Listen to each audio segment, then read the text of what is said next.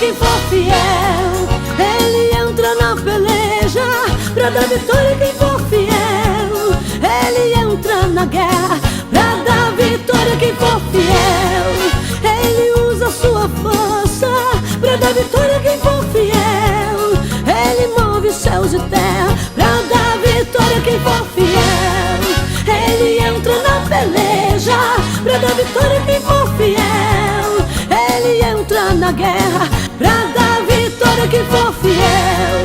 Ele usa sua força pra dar vitória quem for fiel.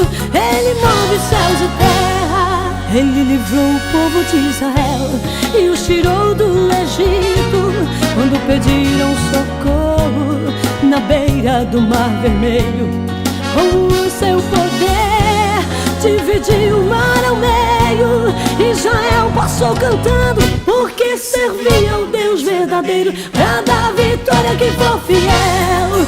Ele entra na peleja pra dar vitória quem for fiel. Ele entra na guerra pra dar vitória quem for fiel. Ele usa sua força pra dar vitória quem for fiel. Ele move céus e terra.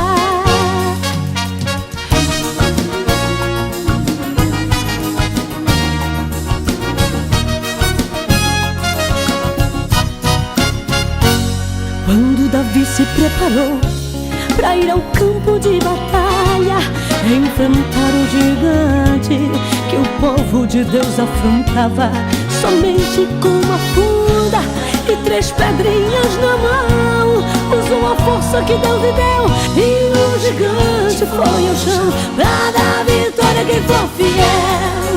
Ele entra na peleja pra dar vitória quem for fiel. Ele entra na guerra pra dar vitória quem for fiel.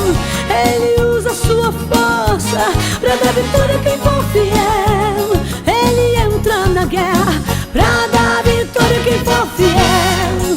Ele entra na peleja pra dar vitória quem for fiel. Ele entra na guerra pra dar vitória quem for fiel. Ele usa sua força pra dar vitória quem for fiel. Ele move céus e terra pra dar vitória quem for fiel.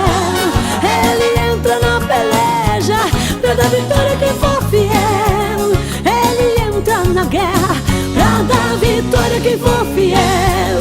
Ele usa sua força pra dar vitória quem